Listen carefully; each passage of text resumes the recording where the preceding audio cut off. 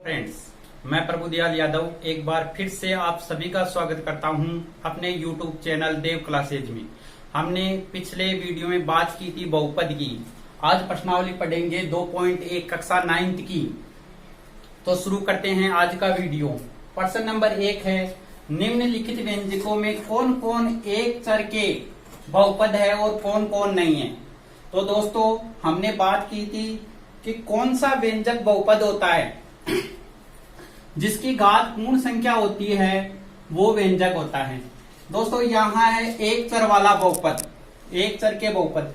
देखो, इसमें यहाँ पूर्ण घात है, यहाँ भी घात पूर्ण है। 4x² है तो घात 2 पूर्ण संख्या है, इसलिए ये बहुपद है। और दोनों चर एक ही हैं, x ही है। तो पहला इसका उत्तर हो जाएगा, ये है बहुपद है। आज के प्रश्नावली में हमें पहले प्रश्न में ये बताना है, इनमें जो क्वेश्चन लिखे हुए हैं उनमें से कौन सा व्यंजक बहुपद है या कौन सा व्यंजक बहुपद नहीं है। तो कल हमने पढ़ा था बेसिक में कि बहुपद कौन से होते हैं और कौन से बहुपद नहीं होते हैं। जिसकी घात, जिस व्यंजक की घात पूर्ण संख्या होती है वे सभी बीजीय व्यंजक बहुपद होते हैं। इसकी दोनों घातें पूर्ण है, दोनों ना सही एक घात भी अगर पूर्ण है तो वो बीजीय व्यंजक बहुपद है। यहाँ देखिए दोस्तों, y की घात 2 है, चर की घात 2 है, तो ये भी एक बीजीय व्यंजक है, बहुपद है।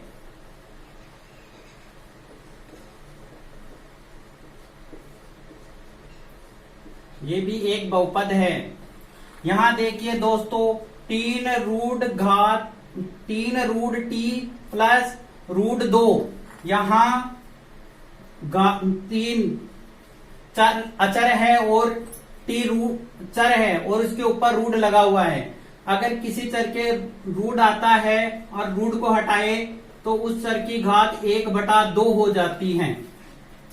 चर की घात 1/2 है। हमने कल बात की थी कि जिन चरों के साथ 1/2, 0.5 यानी अपूर्ण संख्या आए वे बीजीय व्यंजक बहुपद नहीं होते हैं।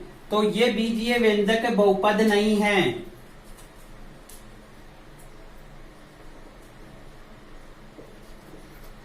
ये बहुपद नहीं है। देखिए दोस्तों, क्वेश्चन नंबर 4 है y प्लस y बटा 2/y। तो दोस्तों, ये y बटा में है। अब इसका हम पक्षांतर करेंगे तो ये भाग से गुणा में जाएगा। तो दोस्तों, नियम है, किसी चर को हम पक्षांतर करते हैं, चाहे वो गुणा में हो चाहे भाग में हो, तो उसका जो घात होती है वो धनात्मक से ऋणात्मक और ऋणात्मक से धनात्मक हो जाती है। यहाँ इस y की घात +1 है, तो हम इसका पक्षांतर करेंगे तो ये घात धनात्मक से ऋणात्मक हो जाएगी। जैसे y + 2 × y की घात यहाँ +1 है, तो जब ये पक्षांतर होकर 2 के पास आया तो इसकी घात ऋणात्मक 1 हो गई माइनस की। तो कल हमने पढ़ा था कि वो बहुपद नहीं होते हैं जिनकी घात माइनस में होती है या पूर्ण संख्याएं नहीं होती है। -1 पूर्ण संख्या नहीं है, इसलिए ये भी बहुपद नहीं है।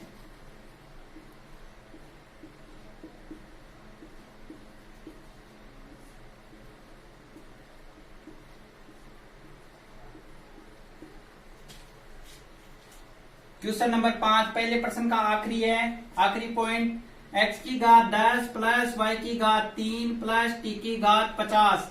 अब हमसे क्वेश्चन में पूछा गया है दोस्तों कि एक चर वाले बहुपद है, लेकिन यहाँ एक चर नहीं है दोस्तों, यहाँ तो 3 चर है। ये बहुपद तो है लेकिन एक चर का नहीं है दोस्तों, इसमें 3 चर है। तो पहले इसका जवाब देंगे, ये है बहुपद है। अब इसमें चर बताएंगे दोस्तों, तो इसमें चर 3 हैं और बाकी सब में चर 1-1 है, लेकिन इसमें चर कितने हैं? 3। 2.1 का दूसरा प्रश्न है, निम्नलिखित में से प्रत्येक में एक्स स्क्वायर का गुणांक लिखिए। इस प्रश्न में हमें केवल एक्स स्क्वायर से जो पद है या संख्या है उसका गुणा बताना, जो उससे गुणा है, एक्स स्क्वायर से जो गुणा है वो बताना है। देखिए पहला पद है, पहला क्वेश्चन है 2 plus x square plus x. इसमें हमें केवल 2 एक्स स्क्वायर का गुणांक बताना है, एक्स स्क्वायर से जो गुणा है वो बताना है। तो यहां देखिए दोस्तों कोई संख्या नहीं है, तो जहां कोई संख्या नहीं होती है वहां 1 होता है।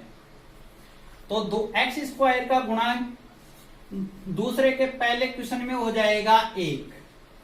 एक्स स्क्वायर का गुणांक इसमें कितना है, इसका उत्तर हो जाएगा बराबर 1।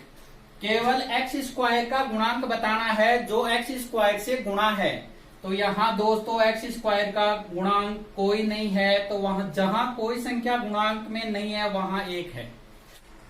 क्वेश्चन नंबर 2 का point number 2 minus x square plus x की घात 3। हमें इसमें एक्स स्क्वायर का गुणांक बताना है दोस्तों।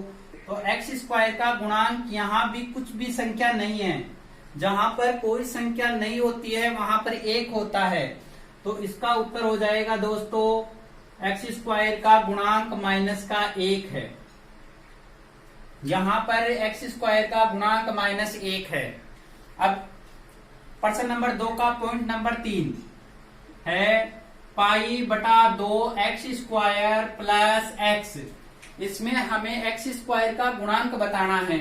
तो यहाँ एक्स स्क्वायर का गुणांक दोस्तों जो एक्स स्क्वायर से गुणा है, तो एक्स स्क्वायर से यहाँ गुणा है पाई बटा 2, तो इसका उत्तर हो जाएगा पाई बटा 2। क्वेश्चन दूसरे का चौथा पॉइंट है रूट 2x माइनस 1। तो दोस्तों हमें तो एक्स स्क्वायर का गुणांक बताना है, इसमें एक्स स्क्वायर है ही नहीं, तो इसका गुणांक 0 है। नंबर 3 35 घात के द्विपद का और 100 घात के एक पदी का एक एक उदाहरण दीजिए। दोस्तों जिसकी घात 35 हो ऐसा बहुपद बनाना, द्विपद बनाना है, और जिसकी घात 100 हो ऐसा एक पदी का उदाहरण देना है। तो देखिए दोस्तों पहला बहुपद में है, कल पढ़ा था हमने कि पूर्ण घात है वो बहुपद है, वो एक पदी हो, द्विपदी हो, 3 पदी हो, कितना भी हो सकता है। हमें पहले द्विपदी का उदाहरण देना है, 35 घात में द्विपदी का हमें ही बनाना है। तो हम कोई भी संख्या ले सकते हैं दोस्तों, जैसे मैं ले रहा हूं y की घात 35 प्लस 7। देखिए दोस्तों 2 पद हो गए और घात भी कितनी हो गई 35। तो पहला उदाहरण तो हमने बना दिया। अब 100 घात के एक पदी का उदाहरण देना है, उसमें एक ही पद होना चाहिए और उसकी घात कितनी होनी चाहिए 100 होनी चाहिए। तो x चर ले सकते हो, y चर ले सकते हो, a चर ले सकते हो, कोई भी ले सकते हो। जैसे मैंने लिख दिया 3x की घात 100, ये एक पदी का एक उदाहरण हो गया। अब प्रश्न नंबर 4 निम्नलिखित बहुपदों में से प्रत्येक बहुपद की घात लिखिए। हमें इन बहुपदों में से अधिकतम घात लिखनी है दोस्तों। जैसे पहला है, पहले बहुपद में अधिकतम घात x की घात 3 है, तो बहुपद की घात इसमें 3 हो जाएगी। जिसकी अधिकतम घात है वो लिखनी है, यहाँ अधिकतम घात 3 है तो इसका उत्तर 3 हो जाएगा। इसका दूसरा है 5t माइनस रूट 7। तो t के ऊपर कोई घात नहीं लगी हुई है, तो यहाँ घात 1 है, तो दूसरे का उत्तर हो जाएगा 1। तीसरा है 4 माइनस वाई स्क्वायर। तो यहाँ y के ऊपर घात 2 लगी हुई है, तो इस बहुपद में अधिकतम घात 2 हो गई, तो इसका उत्तर 2 हो जाएगा। और आखिर का उत्तर 0 हो जाएगा। इसमें कोई चर ही नहीं है, हमें चर की घात बतानी, बहुपद में चर की घात बतानी है, इसमें चर है नहीं, तो इसकी घात 0 हो जाएगी। क्वेश्चन नंबर 5 बताइए कि निम्नलिखित बहुपदों में कौन कौन बहुपद रेखिक है, कौन कौन द्विघाती है और कौन कौन त्रिघाती बहुपदे हैं। इसमें पहला है दोस्तों एक्स स्क्वायर प्लस एक्स। देखिए अगर हम पदों के हिसाब से देखें तो ये द्विपदी है, लेकिन हमें पदों के हिसाब से नहीं लिखना है, हमें तो घातों के हिसाब से लिखना है। तो इसमें अधिकतम घात 2 है, तो ये दो पदी बहुपद का उदाहरण है। इसका उत्तर हो जाएगा द्विघात बहुपद। घातों के हिसाब से उत्तर देना है। पद तो 2 है, इसकी घात भी 2 है, अधिकतम घात 2 है, इसलिए ये द्विघात बहुपद की श्रेणी में जाता है। कल हमने दोस्तों बात की थी कि बहुपद 2 प्रकार के होते हैं, एक पदों के आधार पर, एक घातों के आधार पर। आज हमें यहाँ जो बहुपद है बताने हैं कि घातों से बताने हैं कि ये किस श्रेणी का बहुपद है। जैसे पहले अधिकतम घात 2 है तो ये द्विघात बहुपद है। यहाँ इसका दूसरा x माइनस एक्स की घात 3 है, ये भी अगर पदों से देखें तो द्विपद है, 2 पदों का है, लेकिन पदों से नहीं, हमें घातों से जवाब देना है। तो ये त्रिघात बहुपद का उदाहरण है।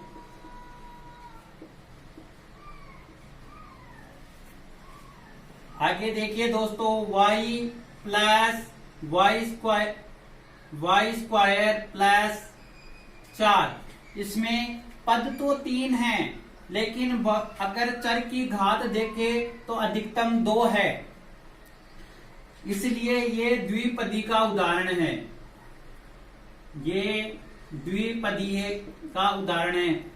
5वें का क्वेश्चन नंबर 3 द्विघात है, द्विपदी का नहीं, द्विघात बहुपद है का उदाहरण है। इसमें देखो दोस्तों 3t, ये इसमें केवल एक ही पद है। अगर पदों के हिसाब से देखें तो ये एक पदी का उदाहरण है। इसमें घात भी एक ही है। कल हमने पढ़ा था कि जिस बहुपद में केवल घात 1 होती है उसे रेखिक बहुपद कहते हैं। ये क्वेश्चन 5वें का चौथा रेखिक बहुपद का उदाहरण है।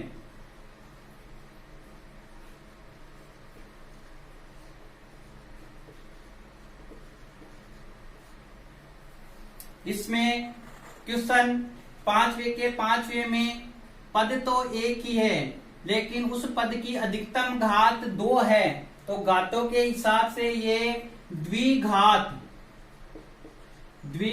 बहुपद का उदाहरण है। यहां इसमें क्वेश्चन 5वें के 6 में भी एक ही पद है, 7x की घात 3 है, एक ही पद है, उस चर की घात अधिकतम 3 है, इसलिए ये त्रिघात बहुपद का उदाहरण है।